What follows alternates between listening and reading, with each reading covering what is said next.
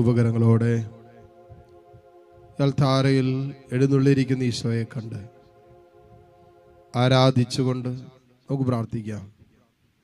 പരിശുദ്ധ പരമ ദിവ്യകാരുണ്യ നാഥനായ ഈശോയ്ക്ക് എന്നേരവും ആരാധനയും സ്തുതിയും പുകഴ്ചയും ഉണ്ടായിരിക്കട്ടെ. എല്ലാ മക്കളും ഹൃദയം കൊണ്ട് ഈ നിമിഷങ്ങളിൽ തമ്പുരാന്റെ സാന്നിധ്യത്തെ, ജീവിക്കുന്ന സാന്നിധ്യത്തെ അംഗീകരിക്കുക. അൽത്താരയിൽ എഴുന്നള്ളിയിരിക്കുന്നവൻ അവൻ ദൈവമാണ്. മനുഷ്യൻ സൃഷ്ടിച്ചത് കൊണ്ട് അവൻ ദൈവമായതല്ല, അവൻ ദൈവമായതുകൊണ്ടാണ് അൽത്താരയിൽ എഴുന്നള്ളിയിരിക്കുന്നത്. സർവമഹത്വത്തിനും യോഗ്യനായവൻ ഇവൻ മാത്രമാണ് സർവമഹത്വത്തിന് യോഗ്യൻ. നമ്മുടെ ജീവിതത്തിന്റെ പോലും ഒന്നിനെ കുറിച്ച് നമുക്ക് അഹങ്കരിക്കാനില്ല. ഒന്നിലും നമ്മിൽ തന്നെ മഹത്വം കണ്ടെത്തേണ്ടതില്ല. എല്ലാ മഹത്വവും നമ്മുടെ കർത്താവിൽ നിന്ന് വരുന്നു.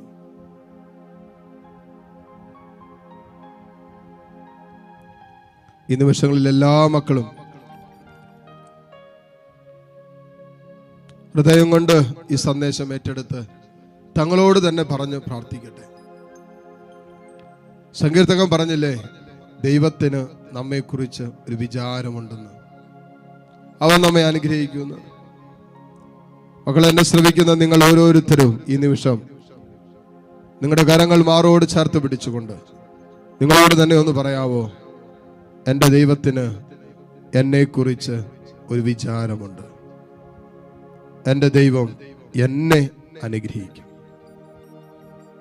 എല്ലാ മക്കളും ഒന്ന് പറഞ്ഞേ, എൻ്റെ ദൈവത്തിന് എന്നെക്കുറിച്ച് ഒരു വിചാരമുണ്ട്.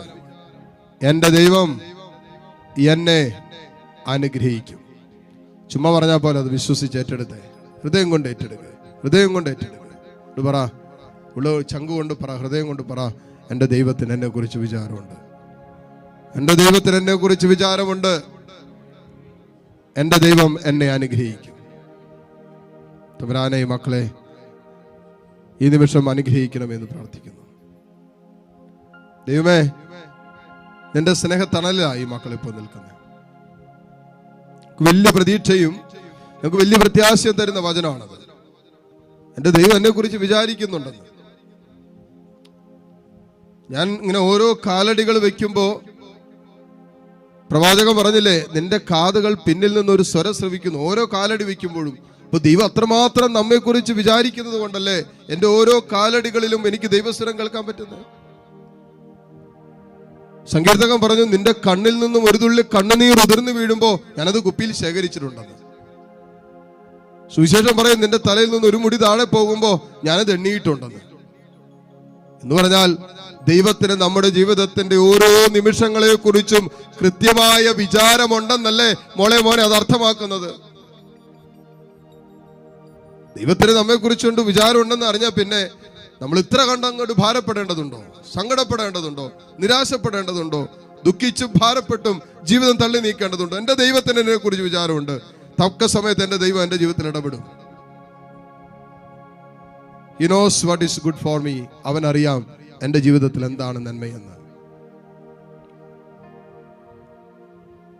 അതുകൊണ്ട് ഈ വചനം ആഴമേറിയ അഭിഷേകവും ശക്തിയും തരുന്ന വചന. എന്ത്? നമ്മുടെ ദൈവത്തിന് നമ്മെക്കുറിച്ച്, അല്ലെങ്കിൽ എൻ്റെ ദൈവത്തിന് എന്നെ കുറിച്ച് ഒരു വിചാരമുണ്ടെന്നുള്ള ചിന്ത.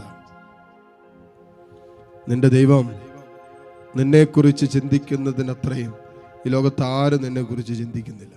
നീ നടക്കുമ്പോ, നീ കിടക്കുമ്പോ, നീ പാപം ചെയ്യുമ്പോ, നീ സുഹൃതം ചെയ്യുമ്പോ, വിശുദ്ധ ജീവിതം നയിക്കുമ്പോ, സ്നേഹിക്കുമ്പോ, ക്ഷമിക്കുമ്പോ ഒക്കെ ദൈവം നിന്നെ കുറിച്ച് വിചാരിക്കുന്നുണ്ട്.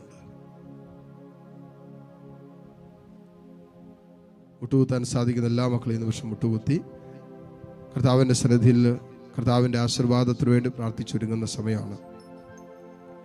കരങ്ങൾ ഉയർത്തി സ്തുതിച്ചുകൊണ്ട് ഈശ്വര ആശീർവാദം സ്വീകരിക്കാം. പരിശുദ്ധ പരമമാ